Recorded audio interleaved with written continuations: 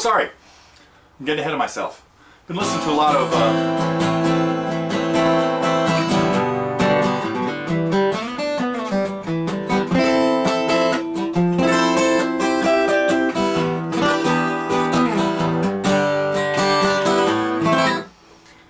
never mind. You know. Always got him on the radar. Well, okay, let me get down to business. It is August 9th. Yeah, oh, I have to say happy anniversary to, well, my daughter Lizzie. 7 years ago, had some major surgery, kept her alive.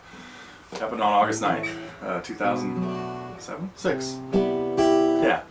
Anyway, more on that. If you want to hear the story, I'll let you know where it is, somewhere down the line, if you don't. Let's see, I'm going to do some cool things. I hope you guys enjoyed some of the songs that I got to this week. I'm sure some of them, at least 2 of them, all three of the big ones, caught everybody by surprise. So, next week, probably a bunch of heavy requests that everybody knows are coming. We'll see, I probably just gave away all of next week a minute ago. Hopefully not. Let me think. There's always so much stuff on the radar that I really can't, I never know what I'm going to do, but I try to plan it out, but it never quite works out that way.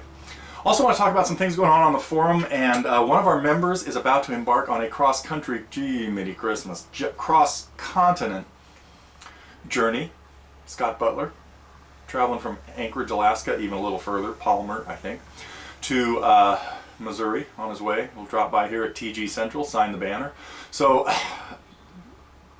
I hope everybody's got some good thoughts going out to Scott traveling the Alcan Highway towing. Anyway, okay. Let me get back to what's really going on at TG. Anyway, Scott, it was good talking to you this morning, and best of luck, and I'm looking forward to seeing you when you get down here, and especially at the camp.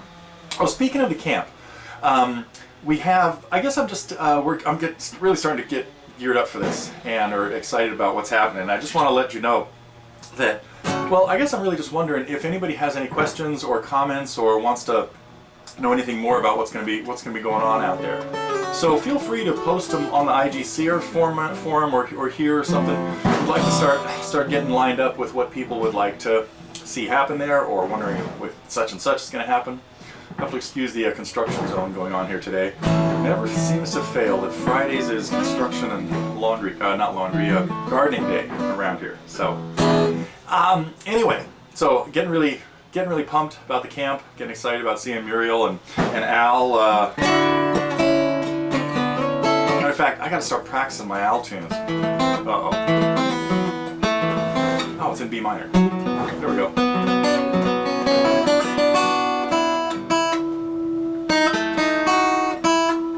God, I can't remember it.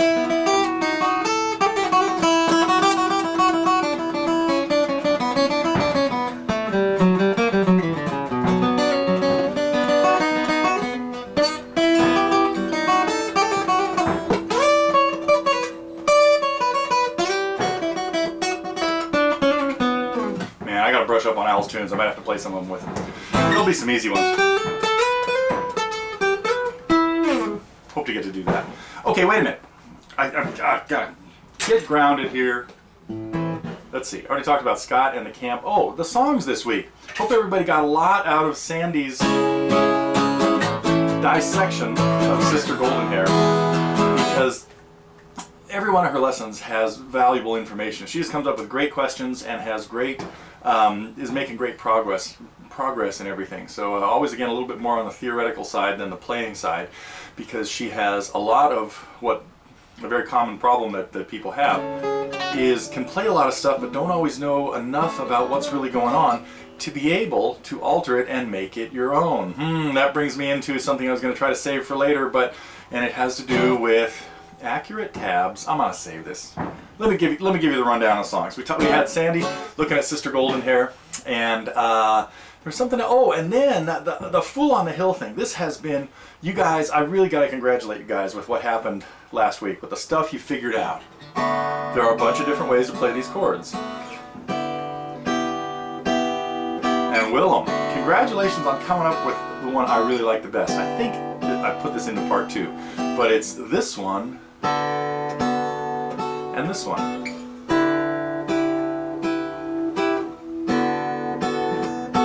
So that's how I would play it.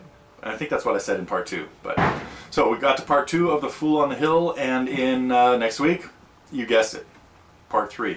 And then a couple tunes in open D tuning. I know no, I don't think Buckets of Rain was even ever on the recommend. Matter of fact, I don't know. We've got 1,300 songs on the recommend a lesson list. Probably 300 or 400 of which have been turned into lessons, but probably not. Maybe 2. We'll see. No, I'm not going to see. I'm not even going to try to count that out.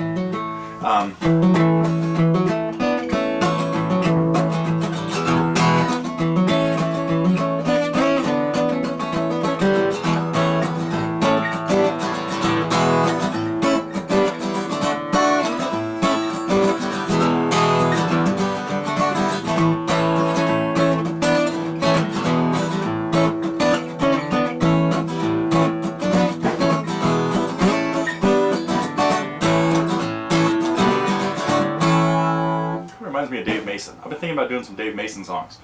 Not really sure where that came from, but all of a sudden my hands just had to play something in A. Oh, I know what song that's reminding me of. It's called You Can All Join In. Here's a little song, You Can All Join In. Okay. Let's get back to earth here. Where was I? I was talking about the open D songs. Buckets of Rain and Both Sides Now. Now, Both Sides Now is one of those songs I have been putting off forever because it's just been really a challenge, because it seemed like every time she played it differently. Imagine that. Oh man, I gotta not get off on that tangent again. But I found some early ones that were very consistent with how she plays it, how she played it on the recording. Hopefully you've seen that video that got attached to the forum announcement about it. Because the other thing that made this song very difficult to figure out exactly what's going on is it could have gone lots of different ways as far as what the chords are doing, and sometimes she's playing so lightly you can barely hear what the things are really doing. But I was really excited to finally break through on that one. I guess it was a challenge, just to let you guys know that all of these don't come very easily. Well, many of them come pretty easily, but that one was one I was having a lot of trepidation about doing, because, and just like in Bob Marley last week, where if you look at every other tab out there, they're all wrong because they all think there's an A minor chord in that song, for example. Same kind of thing with Both Sides Now. Everybody thinks she's doing stuff that she isn't, and so, all right, then we went way back.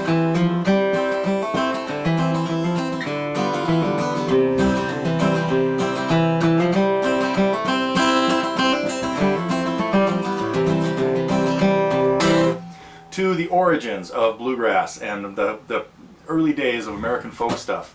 That is the Carter family. I would imagine that some of you are not too familiar with them, but I'm sure you've heard of Johnny Cash's wife, June Carter, who was one of the three daughters of Mother Maybelle, who really pioneered a lot of this stuff back in the 20s and 30s.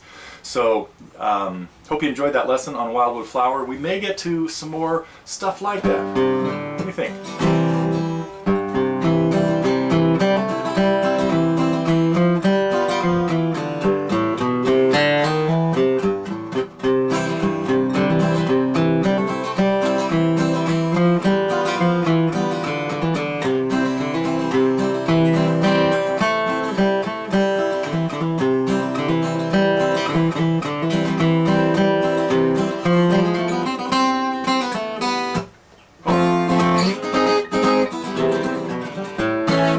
Brush up on my flat picking and get a few more tunes out there in the easy to medium bluegrass range, because we also have a lot that are.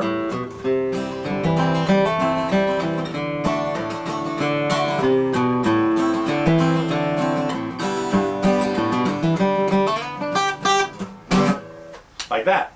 So if you can play that one, you can play all that bluegrassy stuff. So that was the Wildwood Flower. And I recommended a great album, great compilation album that everybody should be familiar with. Let's put it out in about 72, 71. The Nitty Gritty Dirt Band, called Will a Circle Be Unbroken. Just some great tunes, some great razzle-dazzle flat-picking songs on there. Oh, the name's going to escape me now. It was not Wabash Cannonball. It was Cannonball Rag, maybe. It might be the one that's on there. I'm going to have to dig up my record and check it out. So, okay, I think that is about what I wanted to talk about. Oh, except the last thing. Appreciate everybody weighing in on the tab questions that have come up lately.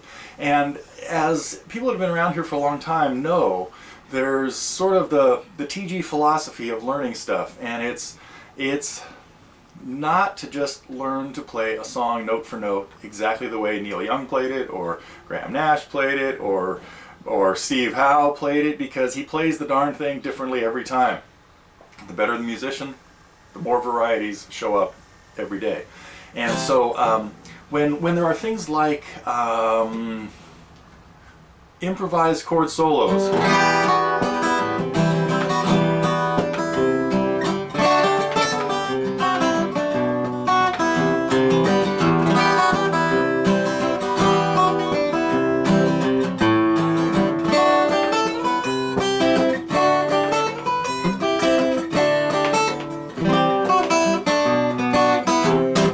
stuff like that. The secret to those is check out the Creating Chord Solos lesson and try some of the lessons. Somebody asked recently about Hallelujah along the same lines. And it's simply have a clear idea of the chord progression and the melody. Like right there when I messed up in Broadway Hotel, it was, I lost track of the melody. I was ready to go to that C with a high B in it. And again, I thought, oh no, this C has a G in it.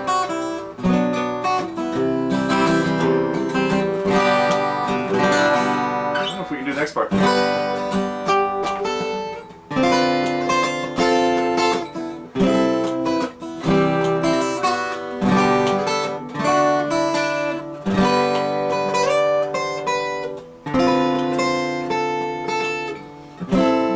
right. Enough of that. Thinking out loud. In any case, yeah, the point of much of this stuff here at Totally Guitars is to learn to make it your own. And I think, today's lesson, Wildwood Flower, great example. I gave you the tab, a minimal tab to it, and I think lately I've been doing more of this. Lessons that leave some questions rather than giving you all the answers. So, I know, it might seem like I'm just getting lazy. Nah, there's a method to all that madness, so. There's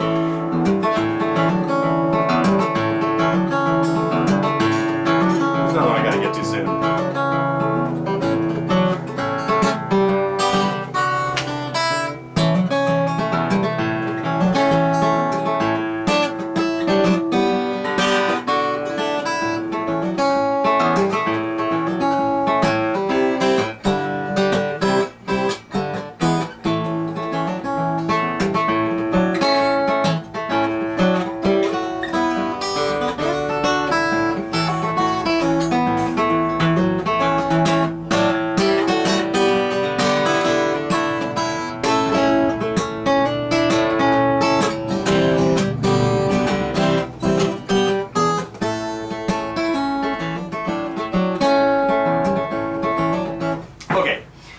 Enough for now. Probably done the usual. Someday I'm going to learn how to get these things like focused and down in 5 minutes and just get through stuff. Maybe I'll have to have 3 or 4 dress rehearsals on each news before I shoot it. Probably a bad idea. Oh well. You know what? I do have one more thing to tell you. I'm really trying to get more instrumentals happening over the next. I'm going to try to get one every 2 weeks maybe. Maybe this one.